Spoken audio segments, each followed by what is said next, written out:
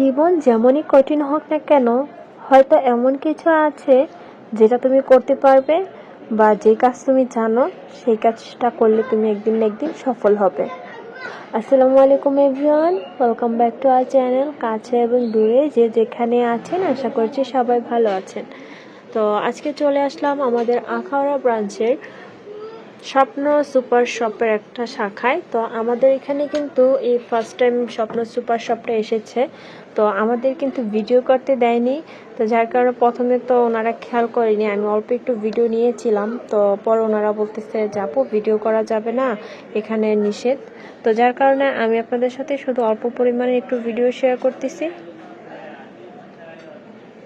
তো আমরা ওইখান থেকে চলে এসেছি, আসার পরে যা যা কেনা হয়েছে সবগুলো আপনাদের সাথে শেয়ার করতেছি, কারণ একে একে সব কিছু এখানে বের করা হচ্ছে। এখানে একটা রোমি স্প্রে ছিল, একটা শ্যামাই ছিল, তারপর ঘি, বিস্কিট নেওয়া হয়েছিল, রামেন নুডলস নেওয়া হয়েছিল, সয়া সস, তারপর ম্যাজিক মশলা, টমেটো সস। এক এক করে আমি সবগুলো নামিয়ে নিচ্ছি, কারণ প্রয়োজনীয় জিনিস ছিল, দরকার ছিল, এগুলো হয়তো বাজার থেকে আনা লাগতো। যেহেতু সুপার শপেই গেলাম দেখার জন্য যে কীরকম সাশ্রয়ী দামে পাওয়া যায় কিনা। তো এখানে দেখতে পাচ্ছেন একটা হারপিকের সাথে কিন্তু আরেকটা হারপিক ফ্রি দিয়ে দিয়েছে, কারণ যেহেতু এটা নতুন ওপেনিং হয়েছে, যার কারণে কিছু অফার চলতেছিল। তো আমরা ঠিক সেই মুহূর্তে গিয়েছিলাম। তো যাক, কিছু খরচ বাঁচানো গেল, কারণ দোকানে তার একটার সাথে একটা ফ্রি দেয় নেই, তো এখানে একটার সাথে একটা ফ্রি চলতেছিল। আর এই নুডলসগুলোর দাম ছিল 170 টাকা, এগুলো ডিসকাউন্টে বিক্রি করতেছিল। আর এখানে একটা ঘি নিয়ে বাটার নিয়ে নিয়েছি কেক বানানোর জন্য।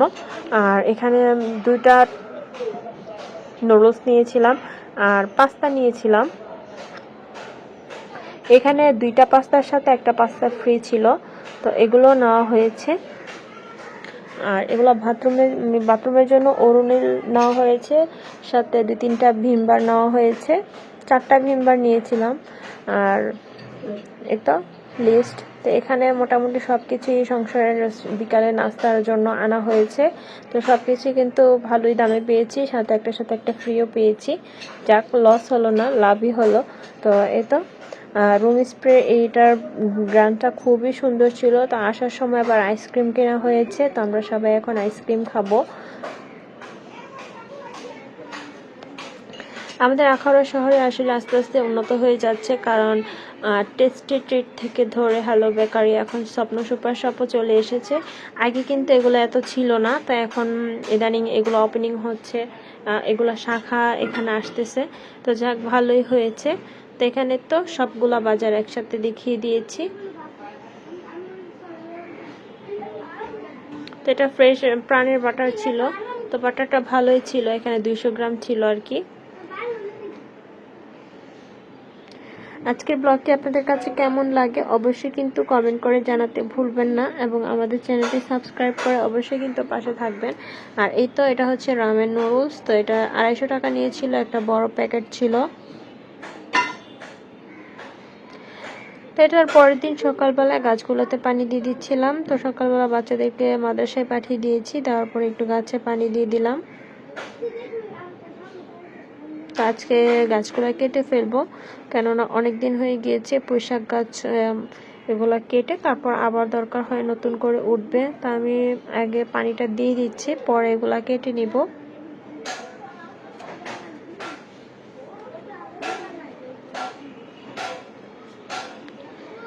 তো এখন প্রায় 11:30 বাজে, তো ভাবলাম এগুলো কেটে ফেলি। তো আস্তে আস্তে করে সবগুলো গোড়া থেকে কাটছি না, অল্প অল্প করে রেখে দিচ্ছি যেন এগুলা থেকে আবার হয়।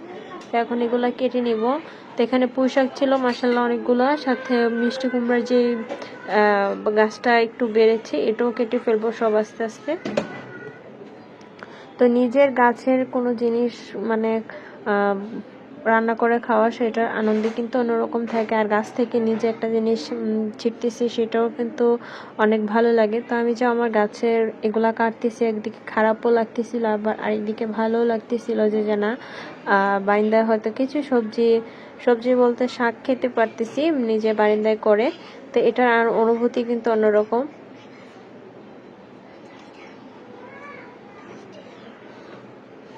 তো এখন এই তো দেখতে পাচ্ছেন আমি সবগুলা কেটে একদম পুরো গ্রিল বেয়ে গিয়েছে, পেঁচিয়েছিল। তো আস্তে আস্তে করে এগুলা ছিঁড়ে নিচ্ছি।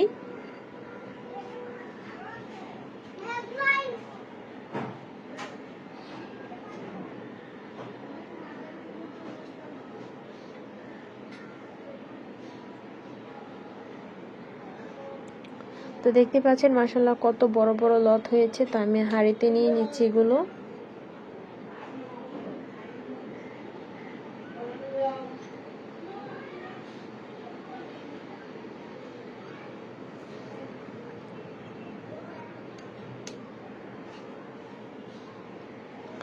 তো এখন সেই কুমড়োর যে ডগাটা ছিল এটাও নিয়ে নিচ্ছি, কারণ এটা বাড়তে বাড়তে নিচের পাতাগুলা হলুদ হয়ে যাচ্ছে। তো ভাবলাম যে কেটে ফেলি, পরে দেখা যাবে আবার হবে না।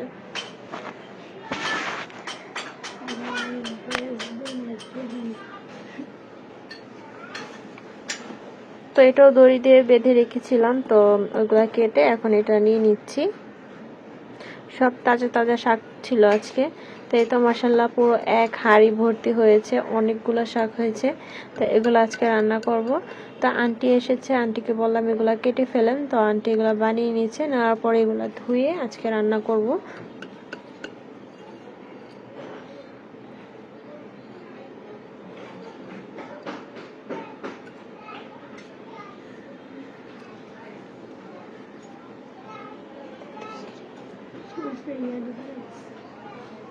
তো এখন এখানে মাছ ভেজে নিচ্ছি, যেহেতু বাচ্চারা তো এই শাক এগুলা খাবে না। তো ওদের জন্য মাছের ভুনা করে নিচ্ছি। তো এখানে প্রথমে পাঙ্গাস মাছ নিয়েছি, তো এগুলো বাচ্চারা খেয়ে নেবে। ওদের জন্য পাঙ্গাস মাছ ভুনা করব, আর আমরা শাকগুলো রান্না করব, সাথে মাছ তো থাকবেই।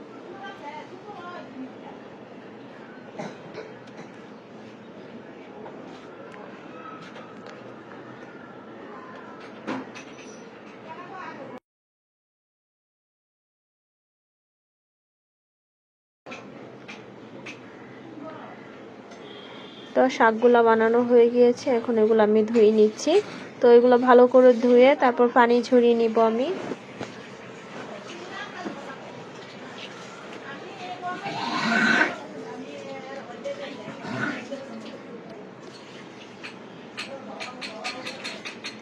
এগুলো ভালো করে আমি ধুয়ে নিচ্ছি যেন বালু না থাকে, কারণ পরে রান্না করলে বালুর জন্য খাওয়া যাবে না।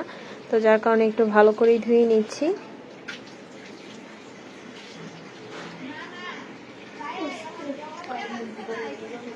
তো ধোয়া হয়ে গিয়েছে, এখন সরিষার তেল দিয়ে দিলাম প্যানে, দেওয়ার পরে এখানে এখন পেঁয়াজ দিয়ে দিলাম। তো এটা আজকে তরকারি রান্না করব, শাক রান্না করব না। শাক রান্না করলে হয়তো সবাই খেত, কিন্তু যেহেতু গাছের জিনিস সার ছাড়া এগুলো একদম অল্প হয়ে যাবে, কে খাবে কে না। তো যার কারণে তরকারি রান্না করতেছি। তো তরকারিটাও কিন্তু খেতে ভালো লাগবে। তো এখানে পেঁয়াজ লাল হয়ে যাওয়ার পর আমি একটু পানি দিয়েছিলাম, দেওয়ার পরে এখানে রসুন বাটা দিচ্ছি, ধনিয়ার গুঁড়া, হলুদের গুঁড়া, মরিচের গুঁড়া সব এক এক করে দিয়ে দিব।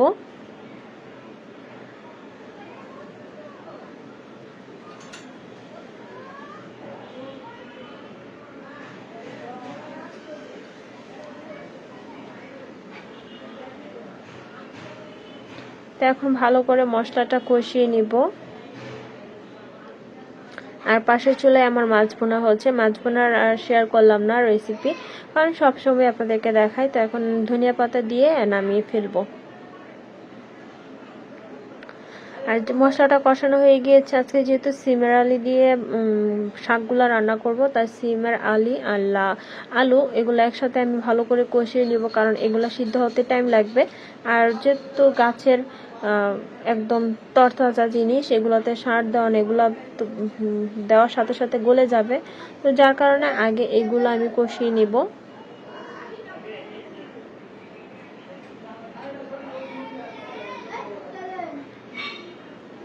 তো কষানো হয়ে গিয়েছে, প্রায় 10-15 মিনিটের মতো এগুলো আমি কষিয়েছি। এখন আমি যে শাকগুলা বানানো হয়ে ধুয়ে রেখেছিলাম সেগুলা দিয়ে দিচ্ছি, দিয়ে ঢাকনা দিয়ে ঢেকে দেব।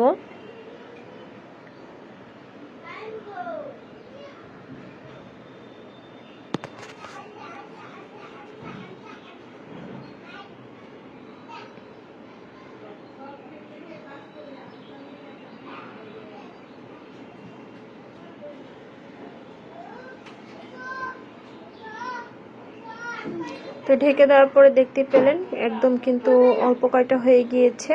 তো এখন এগুলা ভালো করে নেড়ে দিচ্ছি। এই তরকারিটা কিন্তু খেতে কিন্তু খুবই খুবই ভালো হয়েছে সিমের আলি দেওয়ার কারণে।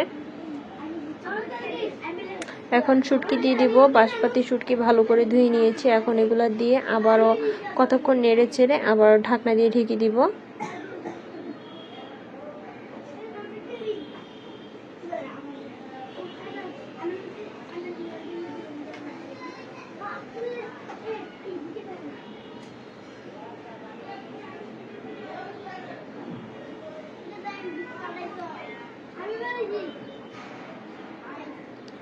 এখন ঢেকে দিব ভালো করে প্রায় 10 মিনিটের জন্য।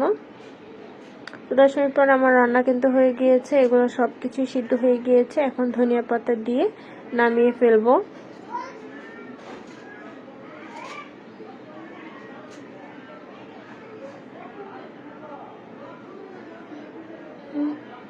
তো এখন ধনিয়া পাতা দিয়ে দিয়েছি, এখন নামিয়ে ফেলবো।